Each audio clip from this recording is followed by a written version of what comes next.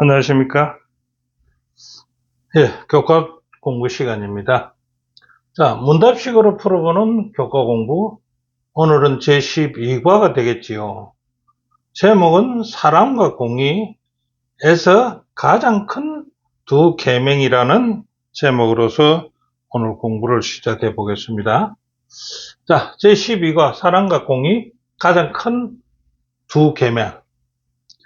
자, 우리는요, 그리스도인으로서 해야 할 일이 있을 거 아닙니까? 그것이 무엇일까요? 첫째, 우리에게 닥치는 모든 고통과 악을 완화하는데 우리가 할 수 있는 일을 해야 되지 않겠습니까? 자, 그것이 무슨 일인가? 우리가 하나님을 사랑한다면 정의를 사랑해야 하고요. 우리가 할 일은, 그 다음에 우리가 하나님을 사랑한다면 서로 사랑할 것이 우리의 할 일이라 이겁니다. 그래서 오늘 공부해 보면 서로를 사랑하는 것이란 무엇인가? 우리 주변 사람들의 안녕에 관심을 가지는 것이고요. 둘째로는 다른 사람이 가난으로 고통받을 때 우리는 그 고통에 대한 관심을 좀 가져야 되고요. 그리스도인으로서 또 세 번째는요. 다른 사람이 억압받고 있을 때 그것을 우리는 외면하는 것은 하나님의 사랑이 아니라는 것입니다. 자, 이번 주 공부의 요지를 한번 대충 추려본다면 우리가 살고 있는 상처투성이의 세상에요. 주님의 완전한 의와 사랑의 성품을 비추어 하나님의 사랑과 정의를 확장하기 위해서 개인적으로나 공동체로서 무엇을 할 수 있는지를 5분 기에서는 공부하게 됩니다. 자, 그래서 기억절에는요, 누구든지 하나님을 사랑하노라 하고 그 행제를 미하면 이는 거짓말하는 자가 된다 이겁니다. 본호마 그 행제를 사랑하지 아니하는 자는 자가 어떻게 보지 못하는 바 하나님을 사랑할 수가 있겠느냐라는 것입니다. 요한일서 4장 20절의 말씀이 되겠죠. 자, 첫째 날 가장 큰 두 계명. 자, 우리가 잘 아시는 바와 같이 가장 큰 두 계명은 무엇인가? 율법사가 예수님께요, 율법 중에 어느 계명이 크냐라고 질문을 했습니다. 그에 대한 예수님이 대답은요, 하나님께 가라사대 내 마음을 다하고 목숨을 다하고 뜻을 다하여 주 너희 하나님을 사랑하라 하셨니 이것이 크고 첫째 되는 계명이라고 했습니다. 자, 둘째 되는 계명은요, 두 계명이니까 마태복음 22장 39절에 둘째는 여기와 같으니 내 이웃을 내 몸과 같이 사랑하라 하셨다라는 것이 두 계명이다 이겁니다. 그런데 이 두 계명이 온 율법과 선지자의 강령이라는 것입니다. 이 강령이 뭡니까? 예, 강자는 예, 배려 강자입니다. 배려가 된다 이 말입니다. 정말해서 모도가 된다 이 말입니다. 예. 그래서 이제 그 율법에 대해서 한 젊은 부자 청년이요, 영생에 관해서 율법과 영생에 관한 게 있으니까 영생에 관한 질문을 예수님께 물었습니다. 그래 예수님은 무엇이라고 대답했는가? 두 질문과 대답을 본다면은, 자, 부자 청년이 먼저 질문합니다. 내가 무슨 선한 일을 하여 영생을 얻으리까? 이렇게 얘기합니다. 그러니까 예수님이 대답하기를 내가 생명에 들어가려면 뭐 하라고요? 계명을 지키라 이렇게 얘기합니다. 그러니까 이 부자 청년이 질문을 다시 합니다. 가로되 어느 계명이옵니까? 예수님께 대답하기를 살인하지 말라, 간음하지 말라, 도둑질하지 말라, 거짓 증거하지 말라, 내 부모를 공경하라, 내 이웃을 내 몸과 같이 사랑하라 하신 것이다 라고 대답을 해줍니다. 이 청년이 가만히 듣다가 다시 질문합니다. 이 모든 것을 내가 지켜사오니 아직도 무엇이 부족합니까? 이렇게 묻습니다. 그래서 예수님이 다시 대답합니다. 내가 온전하고자 할진대 가서 내 소유를 팔아서 가난한 자들에게 주라. 그리하면 하늘에서 보화가 내게 있으리라. 그러고 와서 나를 쫓아라 라고 얘기해 줍니다. 자, 이 말을 듣던 청년은 어떻게 반응했을까요? 그 청년이 재물이 많으므로 근심하면서 예수님 곁을 떠나갔습니다. 그 부자 청년은 그 재물로 말미암아서 구원의 반열에 들 수가 없다는 것이 되겠지요. 자, 이것을 갖다가요, 하나님은요, 우리가 무엇에 초점을 맞추고 살기를 원하는가라고 한번 질문한다면은 이 부자의 청년은 재물에다가 초점을 맞췄다면 우리는 무엇에다 초점을 맞추고 살아야 되는가? 시대의 소망 520페이지에 있는 말씀은 그의 높은 지위와 재산은 하나님께서 요구하시는 것에 조금이라도 후퇴하게 만들었다는 것이에요. 후퇴할 것이며 도덕적인 능력과 효능들을 감소시키는 것이 그 재물 때문에 될 것이고, 그것은 이 세상 사물을 귀중히 여기게 되면 그것들이 아무리 불확실하고 사소할지라도 결국에는 마음을 모두 빼앗고 말 것이기 때문이다. 그게 뭡니까? 재물에 대한 욕심을 부리지 말아라. 예. 자, 교훈은 어떻게 말했을까요? 저자는 이렇게 말합니다. 하나님을 사랑하고 이웃을 사랑하는 것은 세상 사물을 더 귀하게 여길 위험에서 건지고 성품을 완성하기 위해서 사랑으로 말씀하신 온 율법과 선지자의 강령이라고 저자는 교훈에서 말씀하고 있습니다. 자, 그러면 둘째 날은요, 가장 큰 두 계명을 배웠다면요, 그러면 가장 큰 두 죄는 어떤 죄일까요? 자, 우리가 첫째 날에 배운 가장 큰 두 계명은 무엇이었습니까? 하나님을 사랑하고 이웃을 사랑하랬죠. 그 계명의 실천은 어떻게 하는 것인가? 자, 첫째 하나님에 대한 사랑. 두 계명이죠. 두 번째 계명은 이웃에 대한 서로의 사랑이 두 계명이었습니다. 이 계명을 실천하는 것은요, 다른 사람에게 사랑을 구체적으로 보여주는 희생이 따르는 것이라고 했습니다. 이것이요, 바로 예수님의 발자취를 따르는 것을 실천하는 것이다라고 저자는 얘기하고 있습니다. 자, 그렇다면 성경 전반에서 강조하는 가장 큰 두 가지 죄는 어떤 것인가? 시편 135편으로서 13절부터 19절에 보면 이런 것을 정리할 수 있습니다. 그게 하고, 그 다음에 신명기 6.5절에는 뭡니까? 뭐라고 합니까? 너는 마음을 다하고 성품을 다하고 힘을 다하여 내 하나님 여호와를 사랑하라 하는 것이 안에 법이었죠. 자, 이것을 다시 설명한다면 구약의 하나님을요, 사랑하는 것이 중요하다고 계속해서 강조하는 이유는요, 이는 하나님을 사랑하는 것의 반대인 우상숭배라는 큰 죄에 밀접하게 연결되어 있기 때문이에요. 하나님을 사랑하지 않는 것은요, 무엇입니까? 우상숭배에 빠지기 쉬우니까 그것이 가장 큰 죄가 되지 않겠느냐.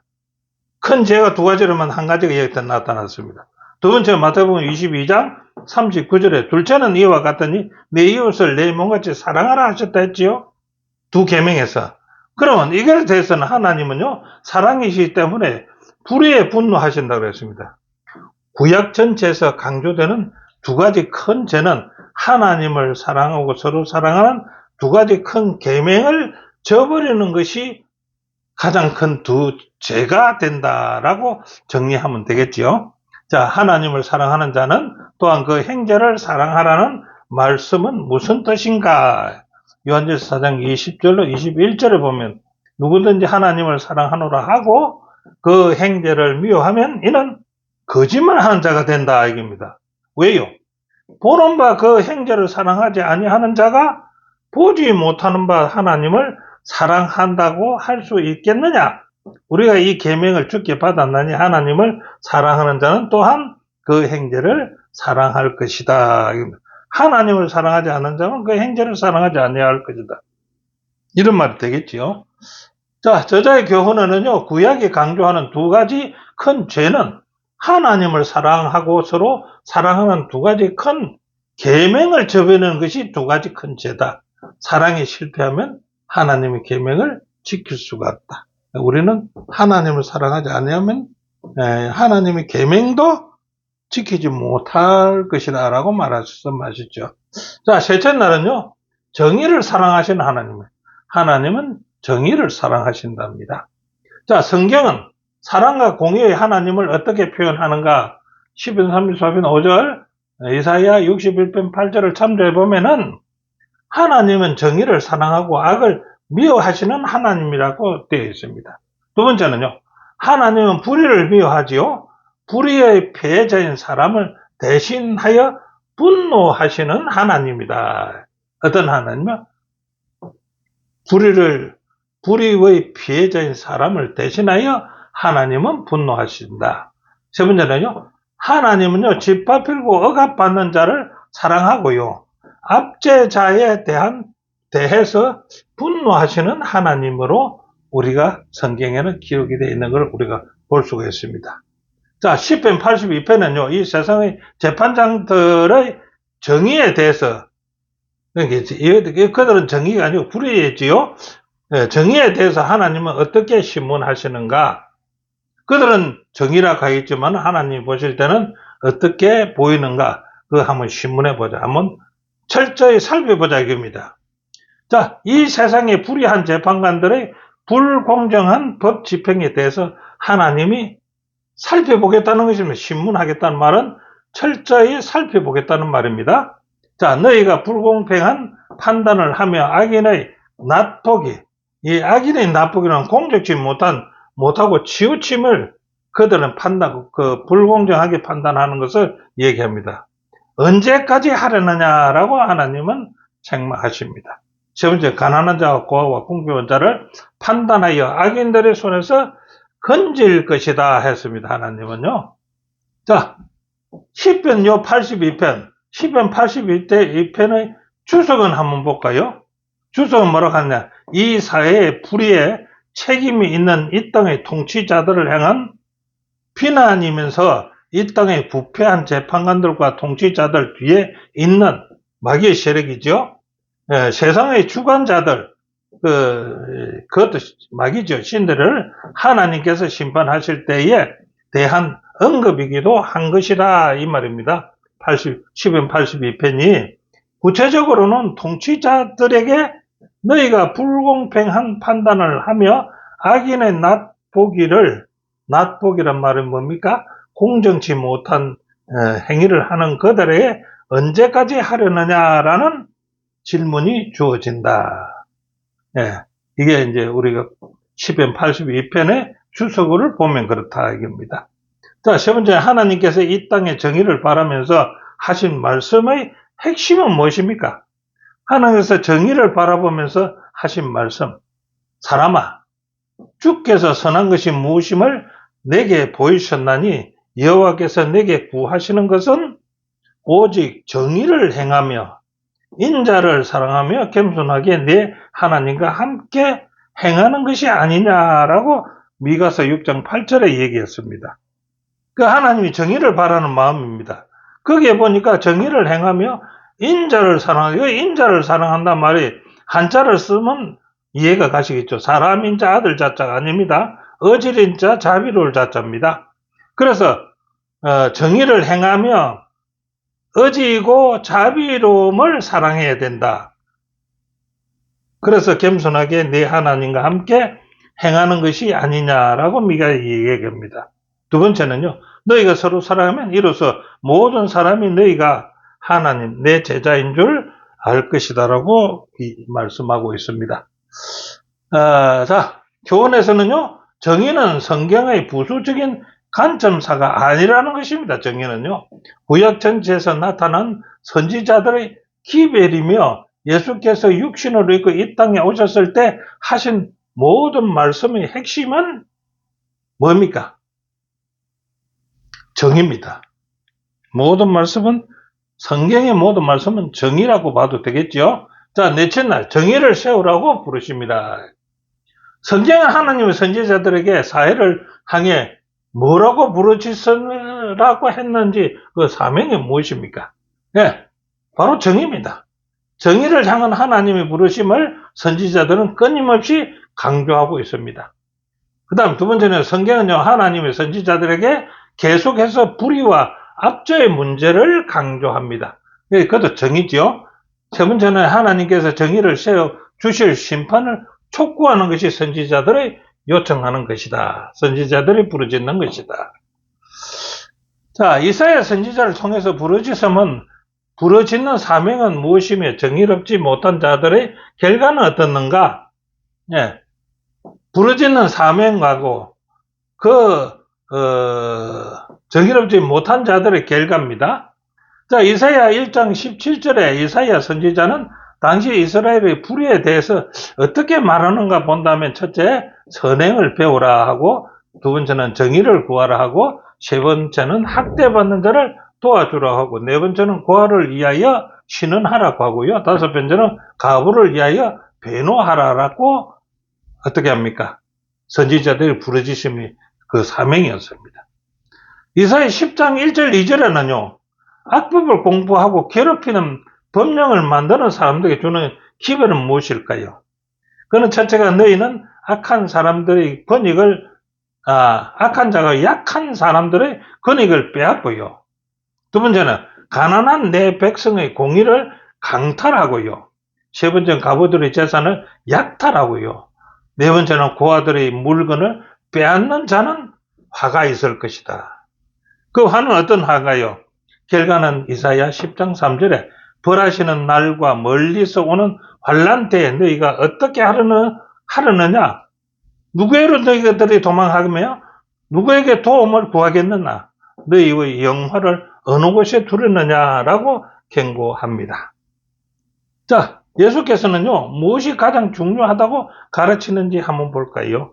마태복음 23장 23절부터 30절에 있는 말씀을 요약해보면, 화 있을진저 외식하는 서기관들과 바리새인들이여, 너희가 박하와 해양과 근처의 11조를 들이되 율법이 더 중요한 바 의와 인과 신은 버렸도다. 그러나 이것도 행하고 저것도 버리지 말아라고 합니다.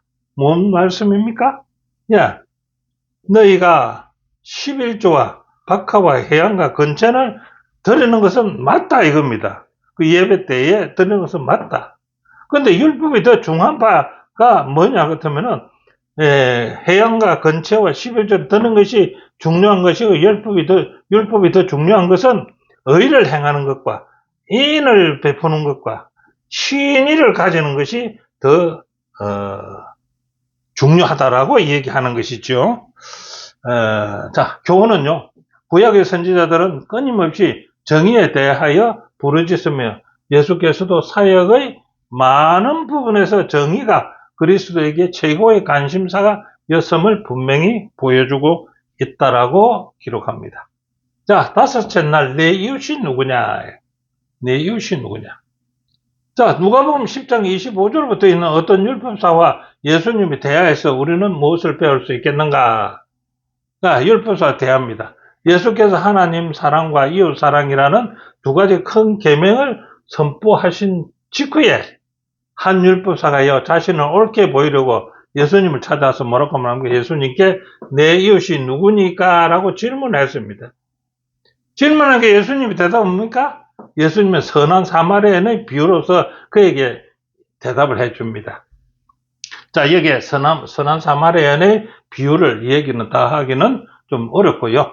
그래서 이거는 각자가 누가복음 10장 25절부터 37절을 읽어보면 되겠지요. 그 다음에 두 번째는 성경은요, 인류에 가해진 불의에 대해서요, 예수님은 어떤 분이신가를 기록하고 있는지 한번 볼까요? 이사야 61장 1절 2절, 누가복음 4장 16절 21절에 있는 말씀을 기준으로 해서 한번 뽑아보면은, 예수님은 정의를 말씀하시고 정의를 실현하기 위해서 오신 분이라고 기록되어 있습니다. 두 번째는요, 그분은 정의를 향한 예언적 외침과 갈망을 이루어 주시는 분으로 기록되어 있습니다. 세 번째는요, 그분은 모든 민족, 특별히 구원이 필요한 그들에게 소망이 되시는 분으로 기록되어 있습니다. 예수님은요, 죄가 없음에도 죄와 불의와 억압 아래에 있는 사람들과 동일하게 되신 분이라고 얘기하고 있습니다. 다섯 번째는 그분은요, 믿는 모든 사람들을 어렵게 하시는 분으로 기록되어 있습니다. 여섯 번째는 정의를 세우기 위해서 사랑으로 자신을 내어주심으로써 원수를 물리치신 분이라고 기록되어 있습니다. 자, 예수님의 삶과 사역은 이웃 사랑에 대해서 어떻게 실천하셨는가? 한번 볼까요? 내 이웃은 누구일까? 이웃의 사랑의 실천. 자, 예수님은요, 억눌린 사람들 위해서 정의로 심판하시고요, 두 번째는요, 줄인 자들에게 먹을 것을 주시는 분. 세 번째는 갇힌 자들에게 자유를 주시는 분. 네 번째는 맹인들의 눈을 뜨게 하시는 분. 또 비굴한 자들을 일으키시고 의인들을 사랑하시고요. 나그네들을 보호하시며 고아와 가부를 붙드시는 일을 실천하시는 분이 예수님이고 이것이 이웃이 누구냐 하는 그 대답이 되겠지요. 우리 주변에 도움이 필요하다고 상처받는 사람들을 어떻게 섬겨야 하는지에 대해서 하나님의 말씀이 이보다 더 명확하게 말할 수가 있겠습니까? 자, 교훈에서는 하나님의 말씀은요, 도움이 필요하고 상처받은 사람을 섬겨야 할 것을 명확하게 말합니다. 예수님이 자신을 내어주신 것은요, 우리를 돕고 정의를 세우기 위함이었다라고 저자는 기록하고 있습니다. 자, 오늘 공부는 결론을 한번 내려본다면, 첫째, 하나님은 정의를 사랑하시는 분이시다. 두 번째는요, 우리가 하나님을 사랑한다면 정의도 사랑하게 될 것이고요, 서로를 사랑할 것이 됩니다. 그래서 서로를 사랑하는 것은 주변 사람들의 안녕에 관심을 가지는 것이죠. 자, 다른 사람이 고통받고 어려울 때 외면하지 말고 그 일에 관심을 가지며 사랑을 보여주어야 하는 것이 오늘 공부 아니었습니까? 자, 이것은 우리가 세상을 더 귀하게 여길 위험에서 건지고 성품을 완성하기 위해 사랑으로 주신 율법과 선지자들의 그것이 강령이다라고 하는 것을 오늘 우리가 배웠습니다. 자, 오늘 공부는 여기까지입니다. 함께 공부해 주신 여러분 대단히 감사합니다. 다음 주에 다시 뵙겠습니다.